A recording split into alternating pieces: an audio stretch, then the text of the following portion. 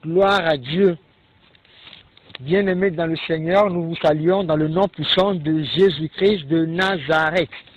Le temps est épuisé, l'heure n'est plus au raisonnement, et c'est le moment de la vraie conversion, la vraie repentance et le salut final. Et donc, nous vous proposons ce soir un film d'évangélisation produit par notre frère Kenneth Nubwe du Nigeria. C'est un film qui nous enseigne comment nous pouvons être un membre d'église, mais mourir spirituellement. Le film nous enseigne sur comment, en voulant suivre les doctrines d'une église, de notre église, pas les doctrines de la Bible, nous pourrons paraître vivants et chauds pour les membres d'église, c'est-à-dire travailler dans la chorale, travailler dans l'accueil, travailler comme un intercesseur et prêcher même si on veut, ou être reconnu comme le plus grand pasteur, mais mourir spirituellement. Ce film est un film par lequel l'Éternel veut nous montrer une leçon spécialement nous les sœurs. Nous les sœurs qui nous proclamons être des chrétiennes, mais qui, au lieu de suivre et de vivre selon la parole de Dieu, nous avons décidé de suivre la doctrine de notre Église, les implications ou encore les enseignements de notre Église ou de notre dénomination ont fini par mourir spirituellement. Bien-aimés, le temps est très très proche pour la venue du Seigneur Jésus-Christ et c'est le moment où nous devons chaque fois nous demander quelle est ma position face à l'Éternel. Il y a beaucoup de choses que nous faisons aujourd'hui qui n'ont jamais été enseignées par la parole de Dieu, mais parce que notre Église l'autorise, mais parce que notre Église l'enseigne, nous avons pensé que c'est normal de le faire. Et c'est comme ça que nous nous sommes éloignés tellement de Dieu sans le savoir. C'est comme ça, beaucoup d'entre nous, nous prions, nous demandons des choses à Dieu, mais Dieu ne peut pas exaucer parce que nous vivons dans le péché que nous ne connaissons même pas. La Bible dit que par faute de connaissance, le peu de Dieu périt. C'est comme ça, beaucoup d'entre nous, nous sommes dans des églises, mais nous périssons parce que nous ne connaissons pas la parole de Dieu. Et l'Éternel a encore prévu ce temps précis pour nous enseigner, nous qui sommes les élus, nous qui sommes vraiment des chrétiens, mais qui sommes égarés à cause des enseignements de ceux qui sont supposés être nos pasteurs, nos évangélistes, etc. On est mort. Suivons l'histoire de ce film. C'est très très très intéressant et c'est très instructif aussi. Bien-aimé, j'espère que jusqu'à la fin de ce film, ta vie ne sera plus la même.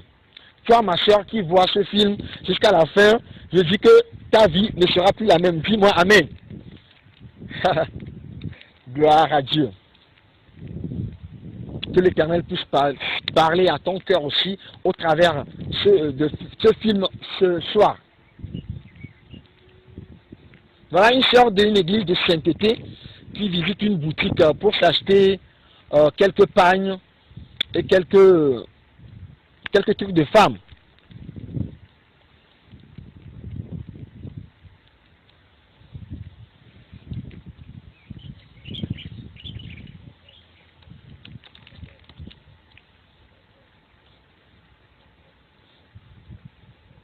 Oh, surprise! Oh là là! Sœur Joyce! Oh, surprise! Je suis très content. Comment est-ce que tu vas, surprise? Qu'est-ce que tu fais à Lagos? Et comment est-ce que tu m'as retrouvé d'ailleurs? Je suis venu visiter un frère ici à Lagos. Je ne savais pas que tu étais ici. Oh là là! Viens, allez-y. Attends que je prenne mon sac. Oh, comment est-ce que tu vas? Ça fait longtemps. Non, ça fait très très longtemps même. Oh, ma soeur, tu m'as manqué. Surprise. Oh là là, sœur Joy. Dis-moi, comment est-ce qu'elle va, la sœur Juliette, la sœur Merci, la sœur Hélène, même la sœur Doris et tous les autres frères de la région? Comment est-ce qu'ils vont? Ils vont très bien. Et ton mari, comment est-ce qu'il va et ses enfants? Ils vont très bien. Et parlant de mon mari, c'est lui qui a ouvert cet endroit pour moi. Oh, c'est joli l'endroit vraiment. Oh oui, merci. Il prend tellement soin de moi, il est prétentieux si tu savais. Allez, viens que je te montre l'endroit. Viens que je te montre un peu la boutique et tous les autres endroits. Oh. Voilà, ce sont mes pagnes les plus précieux. Ça, ce sont mes super, mes échantillons, bien sûr. Oh. Allez, viens. On sort un peu dehors. Et je vais essayer de te montrer l'extérieur également. Voilà comment beaucoup de sœurs sont à l'église. Mais ils ne savent plus quelle est la voix de l'Éternel et quelle est la voix des hommes. Et la seule chose qui fait notre joie maintenant, c'est lorsqu'on a des voitures, lorsqu'on a une boutique, lorsqu'on a trouvé un mari qui puisse nous combler des choses de cette terre, avec quoi on ne peut même pas partir si on venait à mourir aujourd'hui. Mais on est maintenant traumatisé par les choses de la vie. Comment trouver une belle femme, comment trouver un homme riche, comment trouver une bonne boutique, comment trouver les choses de cette terre. Et c'est sur cette voie que nous mourrons. Bien aimés, c'est dans cette perspective, dans cette compréhension, dans cette manière de voir les choses que beaucoup d'entre les sœurs qui vont à l'église, que ce soit les églises évangéliques, presbytériennes, charismatiques, les gens sont morts.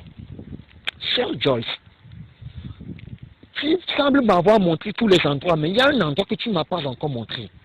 Elle est surprise, elle dit où? Je t'ai montré tous les endroits. Il dit non, l'endroit où tu t'es arrêté et tu t'es retourné du Seigneur. Tu t'es retourné de la voie du Seigneur qui mène au salut. Il dit c'est pas sa faute. Vous voyez cette sœur? Elle pense qu'au jour du jugement, elle pourrait se défendre et dire à Dieu, c'est pas sa faute. Il dit c'est mon mari et leur église qui m'a poussé à retrograder.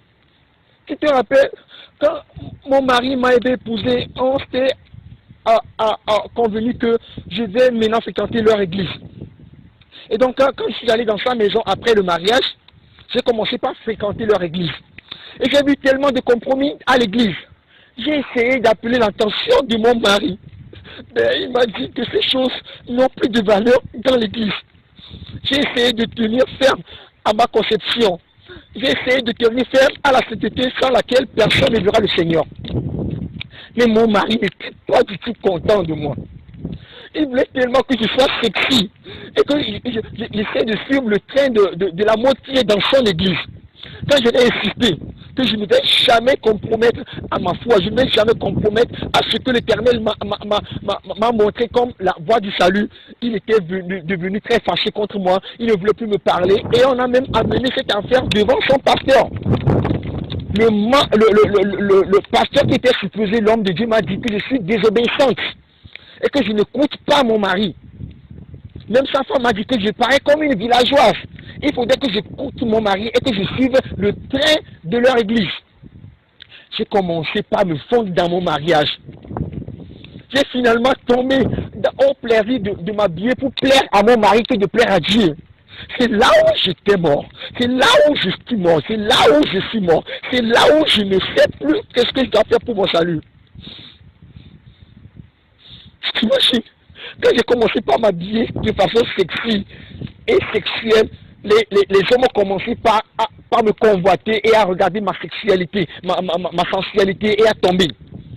J'ai pas longtemps pu résister au drague des hommes, leur manière de me parler à cause de mon habillement et tout. Finalement, j'ai écouté mon esprit qui chaque fois m'insistait à ce que je puisse faire un avec mon corps, ma chair, et que je puisse répondre aux désirs de ces hommes qui venaient à moi. Sœur, je suis mort depuis que j'ai quitté le Seigneur. Présentement, quand je te parle, je suis en train de vivre dans l'adultère. Je suis en train de tromper mon mari. Mais sœur, puis cette rencontre est du Seigneur. Si cette rencontre est prévue par le Seigneur pour me restaurer, pardon, restaure-moi, pardon, prie pour moi, aide-moi, aide-moi. Et elle a commencé par pleurer. C'est comme ça, beaucoup parmi vous, les sœurs, vous pleurez aujourd'hui dans votre corps parce que vous connaissez votre statut actuel par rapport à Dieu. C'est comme ça, beaucoup d'entre vous, à cause de vos habillements, à cause de vos mini-jupes, beaucoup d'hommes dans l'église, même à l'église où vous adorez, sont en train de vous grader. Et pour certaines, vous ne pouvez pas résister. Vous ne faites que tomber dans le péché de la fornication, de la masturbation, de la pornographie et même de l'adultère. Elle est finalement allée confesser, cette sœur-là, après qu'elle ait retrouvé son ancienne sœur d'église, qui lui a conseillé ce qu'est la volonté de Dieu, elle est allée faire une restitution à son mari. Qu'est-ce qu'on appelle la restitution? C'est le fait de corriger, de confesser toutes sortes de péchés dans lesquels nous vivons, avec ceux à qui nous le faisons et ceux à qui nous faisons, ceux contre qui nous faisons ces péchés. Alors, elle a décidé de confesser à son mari ce qu'elle a fait. Et le mari se rappelle de ce qu'élu, il a fait pour causer la chute de sa femme. Il se rappelle qu'au début, sa femme n'était pas comme ça, sa femme ne s'habillait pas comme ça, et elle ne vivait pas dans ce genre de péché. Mais à cause de lui, qui voulait voir sa femme toujours sexy, pour voir sa femme comme les autres filles de l'église, il a poussé la femme à tomber dans le péché. À tomber dans le péché de quoi? De l'immoralité sexuelle. Allez, bonne arrivée, mon petit mari. Il dit, voilà, en venant du grand supermarché, je t'ai acheté certaines choses-là. La femme voit ça.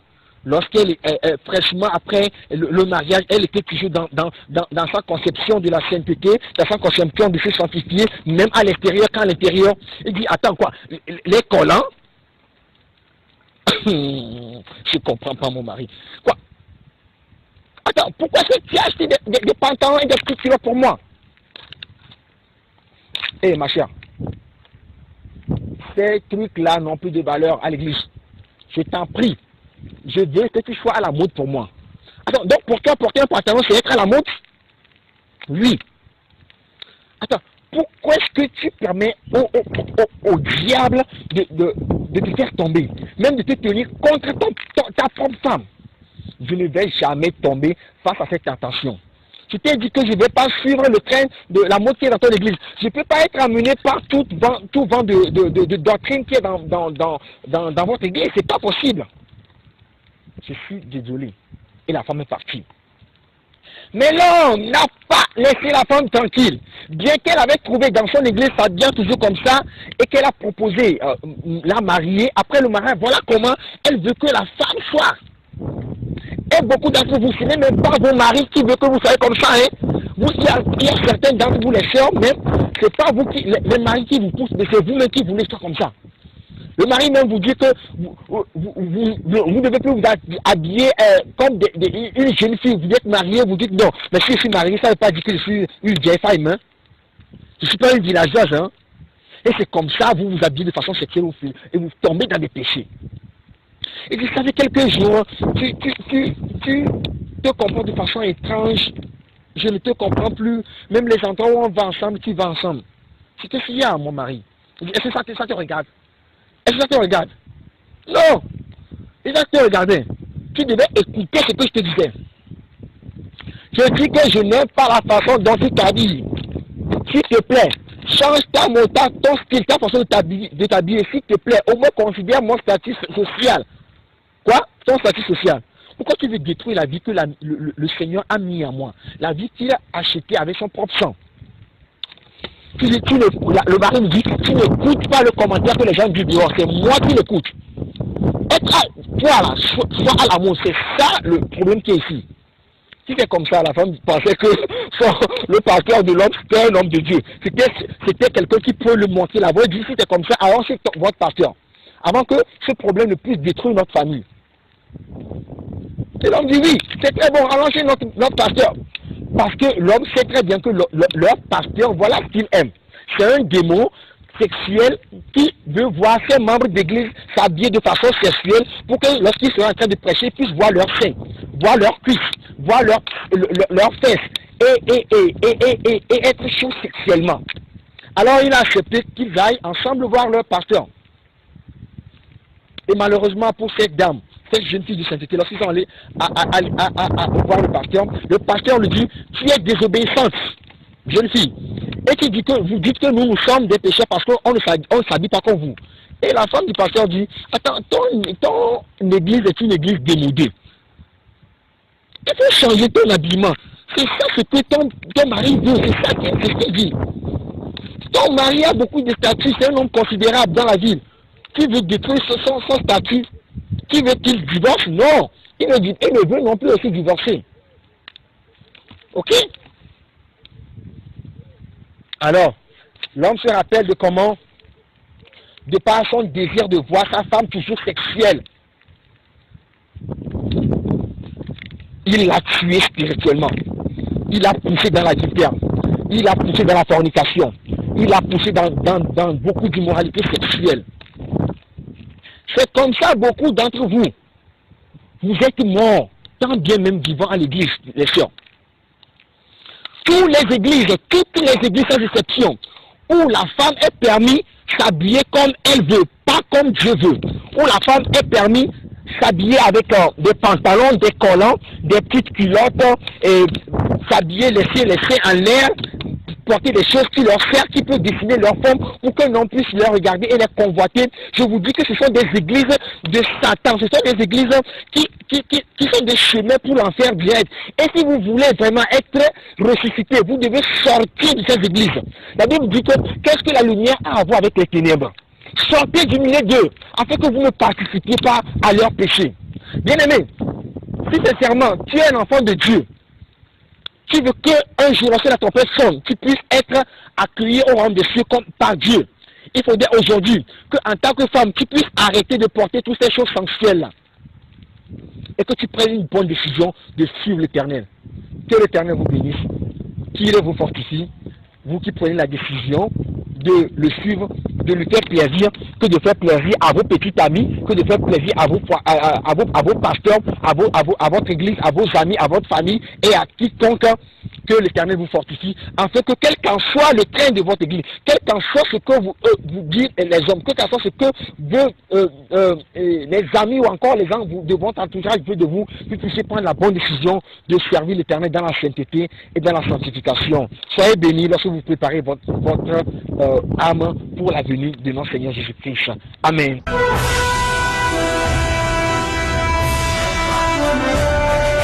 Bible TV International. Vous pouvez poser toutes vos questions sur vos chaînes de télévision Bible TV avec votre frère, le pasteur Enoch. Peut-être que vous aurez besoin de nous, qu'une zone soit évangélisée ou des enseignements au sein de votre église. Bible TV, la Bible est notre télévision.